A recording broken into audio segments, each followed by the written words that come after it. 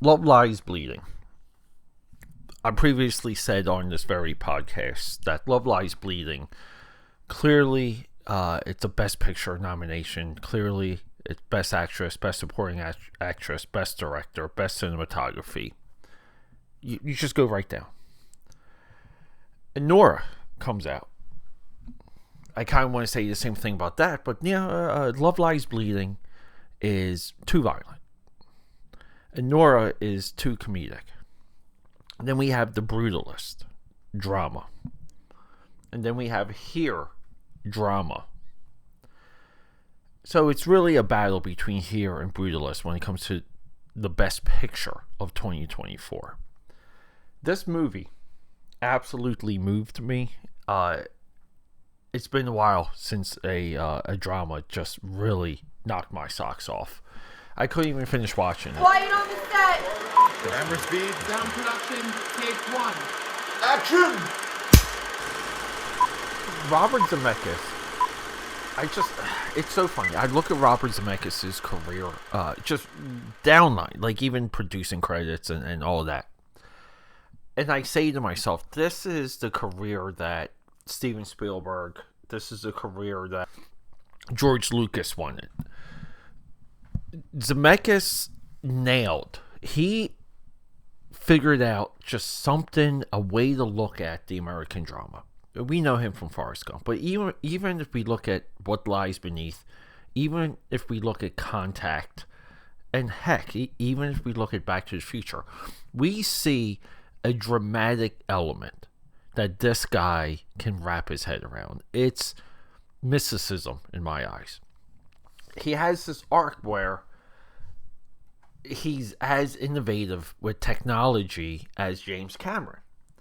James Cameron wants to go all in on realistic fantasy. Like, he wants this other world to exist in front of your eyes. Robert Zemeckis is the absolute opposite. Through technology, and a lot goes back to Forrest Gump. Forrest Gump, the way that they put that movie together, the things that you saw, JFK, so on and so forth, was the talk of that film. Like, you had to see modern special effects in a dramatic light with Forrest Gump. So Zemeckis pretty much found the formula to merge drama and technology. Now, this comes from a run of him doing Polar Express, Beowulf, Christmas Carol. His Christmas Carol might be the second or third best Christmas Carol ever. Image Movers, that's the name of Robert Zemeckis' company. So the animation side of it falls off. Polar Express has become a seminal December movie. Everywhere you go in December, even there's some bars in Philly that just play Polar Express 24/7 during Christmas. Well, during the during the night hours, not all day. A little bit of an exaggeration, but he kind of fails with this animation. Mars Needs Moms, right? Mars Wants Moms. Movie that really got dogpiled. But we look at Welcome to Marwin. We haven't discussed that movie yet, but very much there. Steve Carell came and went, completely forgotten, but based in technology. I was blown away by his 2022 Pinocchio remake, update, live action. I really was. I don't know why people positioned themselves against that movie. And then we get Flight in 2012, which is maybe a top 5, I mean, it's hard to pick, but it's a top tier Denzel Washington performance. Flight is fantastic. So Robert Zemeckis, his career is as experimentational, leans on big movies, big budgets, modest budgets, but new technology, working with talent that he knows he can get things out of, like Tom Hanks. There's all these weird check boxes that Robert Zemeckis hits, and that's our director. This movie has the best score of the year, Alan Silvestri, who is constantly collaborating with Zemeckis. Alan Silvestri is at a all-time high with this movie. A lot of this movie, the beginning, we don't get a lot of dialogue. We just get Alan Silvestri and what Robert Zemeckis wants to show us. Here is a movie that doesn't change frame. The camera is set up in one position,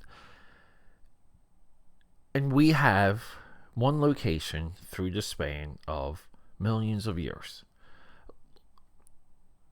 There's another movie, stars Tom Hanks, that is a perfect pairing for this. It's called Cloud Atlas. It's directed by the Wachowskis. Go look that up.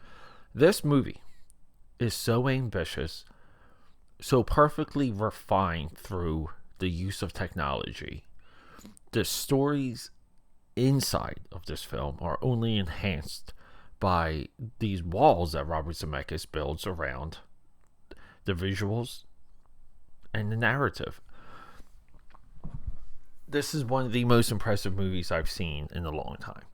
I can't think of another film where I just wanted to see where it was going to go. I wanted to see it fall and fail, just so I would know that there's a human behind this. But this movie doesn't do that. I stopped watching this film because I just got a little bit too emotional towards the end. And I just couldn't handle it. I believe I might have 15-20 minutes left. I'm not prepared to sit back down and check it out. So you guys like movie tropes, right? Well, here's a Film Buff podcast trope. Where the hell are the critics with this movie? Where's what is happening? We say every single episode now. It's kind of funny too, because in 2025 we've been pushing the AKAPAD Army. We've been pushing to do more current releases, and a lot of the analytics trend upwards with that. So thank you. So I'm just saying that more and more now. Like, what is the deal with these critics? Even with social media, like, why doesn't this movie completely catch fire? Just on the idea that if you enjoy film, you have to see this movie. I don't know, AKAPADers. If you're listening to this, I do thank you, because we're 100% on that wall, and it's sad. It's just this movie should be a $300 million movie. It was made for $50 million, which is very modest considering how impressive it is. We're in a film where the camera doesn't move. Like, the camera's in one position, and it's centuries and centuries, technically millions and millions of years. So I don't know, AKAPADers. I can do nothing but recommend here. I believe I caught it on Netflix, so check it out. Love you guys. Rock and roll. Here, the best movie of 2024. Okay, that's a wrap.